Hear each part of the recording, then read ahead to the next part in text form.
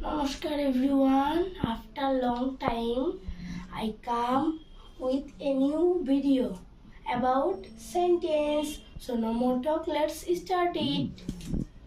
Sentence বাক্য sentence কাকে বলে? সেন্টেন্সের কয়টি অংশ ও কি কি? সেন্টেন্স অর্থ হলো বাক্য।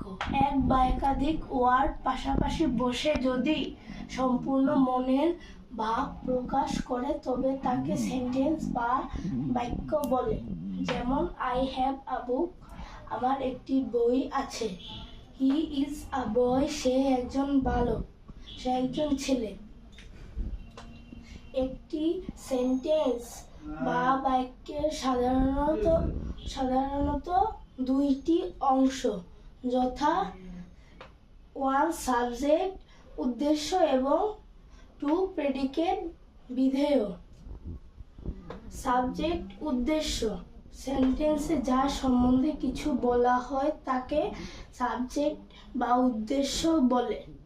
যেমন Ali is a good boy, এই বাক্যে আলী সম্পর্কে বলা হয়েছে, সেই জন্যই আলী হলো এই বাক্যের সাবজেক্ট বা উদ্দেশ্য।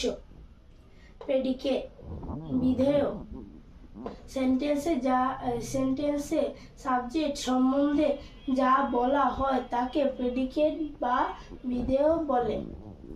যেমন Ali is a good boy, এ বাক্যে আলী সম্পর্কে যা বলা হয়েছে অর্থাৎ ইজ গুড বয় হলো এই বাক্যের প্রেডিকেট বা বিধেয়। একটা জিনিস অবশ্যই মনে রাখতে হবে, সেন্টেন্স গঠন করতে হলে প্রথমে সাবজেক্ট বসবে, এর পরে ভার্ব এবং সর্বশেষে অবজেক্ট বসবে। এবং অবশ্যই একটা জিনিস মনে রাখতে হবে, ইংরেজিতে ভার্ব ছাড়া কোনো সেন্টেন্স হতে পারে না। নো মোর টক টুডে। যদি আমার ভিডিওটি ভালো লাগে তাহলে অবশ্যই লাইক করবেন, সাবস্ক্রাইব করবেন এবং কমেন্ট করবেন। নমস্কার।